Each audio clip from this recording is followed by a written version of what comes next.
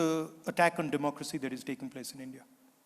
Because India has multiple religions, multiple traditions, multiple languages, and India actually is a conversation between all its people. And different traditions, different religions, different ideas require space. And that the best method for creating that space is the democratic system. And currently there is a wholesale attack on the democratic system in India.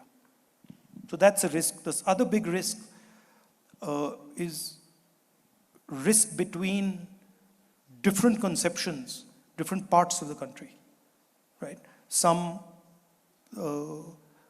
16, 17 different languages, different religions. So allowing these different traditions to thrive, giving them space to express themselves is very important for a country like India. We can't do what China does, which is suppress people and run an authoritarian system. Our design just will not accept that. So I think what's really important is China has demonstrated to the world how you do production in a non-democratic environment. We cannot do that. We are a democratic environment. We have to have a democratic structure. So for us, what's interesting is, can we develop a model of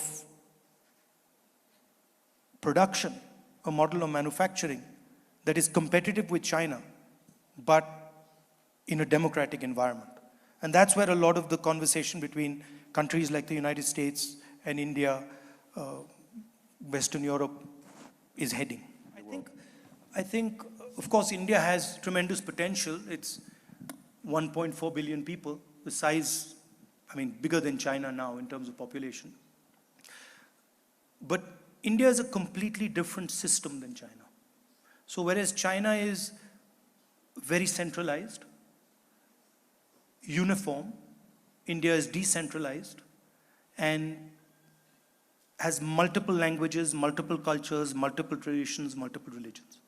So India is a much more complex system, and India's strengths, which exist, are not necessarily China's strengths. They're different. So they're big systems, but they're different and they operate differently.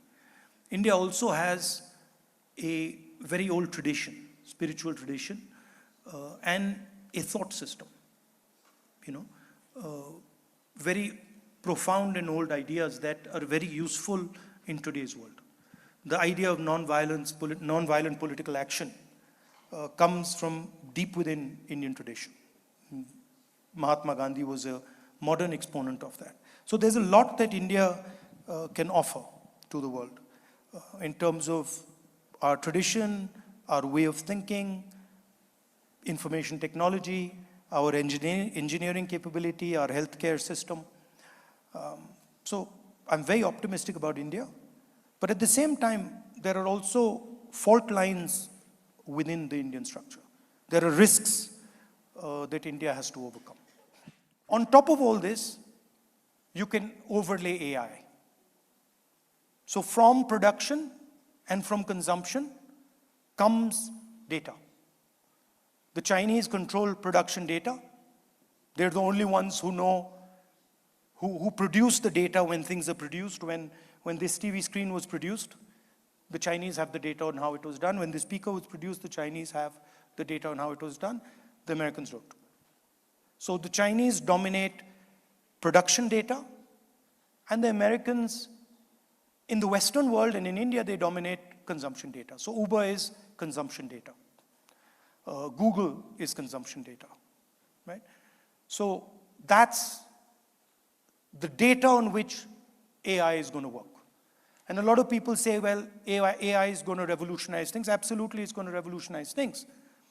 But the person who's going to have power in that revolution is the person who controls the data.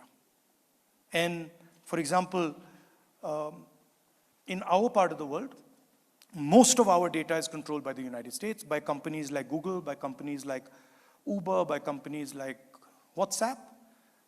So the Americans have a distinct advantage when it comes to communication, when it comes to consumption data.